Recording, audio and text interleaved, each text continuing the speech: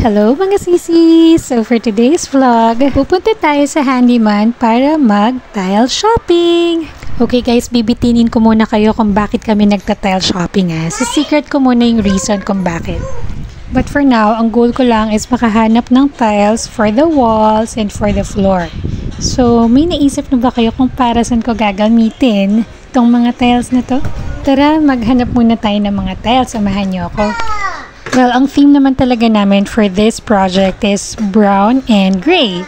So, yun yung mga hinahanap kong tiles at this moment.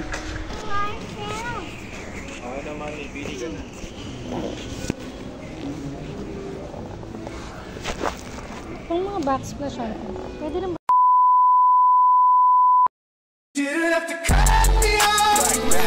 Haha, muntikan ko na masabi. Wala na ibang gloss, ito na lang. Meron po. Pero ang theme mo, di ba daddy, brown? Brown na. Parang stone. Okay siya. Hayaan muna natin sila mag-usap. Aura muna ako. Pagbigyan niyo na ako umaura. Minsan lang ako lumabas ng bahay. Okay, so punta na ngayon tayo sa fixtures section. Kasi syempre kailangan natin ng mga fixtures dun sa project na gagawin namin. So, tingin-tingin lang muna tayo dito. So, yan. Ini-enjoy ko lang talaga yung paglalakad-lakad namin sa store. Kasi, ang daming magaganda talagang items pag nasa store ka. Iba yung feeling pagka ikaw mismo yung tumitingin, hinahawakan mo yung mga fixtures, compared like yung kiniklik mo lang or add to cart.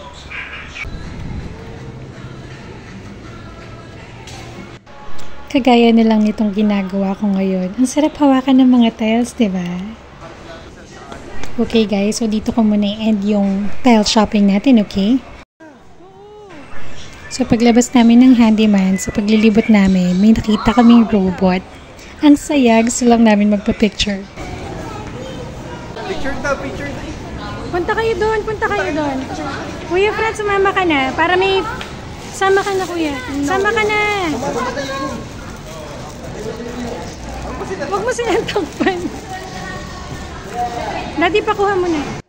Ewan ko ba dito sa panganay ko, parang takot ata sa robot. Ayaw lumapit. Bye! Okay, syempre nagutom na kami kaka-shopping namin, diba? So, it's time naman to treat the kids out to their favorite fast food chain. So, sino pa ba ang favorite ng lahat? DC Jollibee! Sige nga guys, hulaan nyo nga kung ano yung mga pinag-o-order namin, lalo na ng mga bata.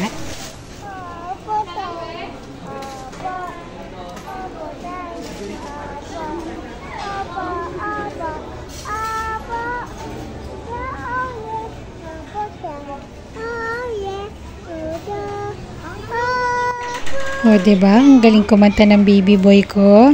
At dahil sa may nahanap si daddy na mas magandang pwesto, lilipat kami doon, syempre. Dali niyo yung gamit niyo doon.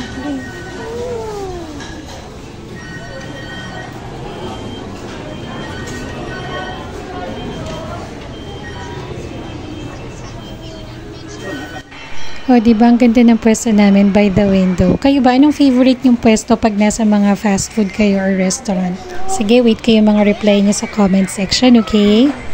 Hihintay na lang namin yung order namin. Gugutom na kami. Medyo matagal din kaming nag-shopping. So, ano guys, tama ba yung mga hula nyo sa mga in-order na mga bagets? Syempre, hindi mawawala ang chicken joy dyan, ang french fries at ang spaghetti.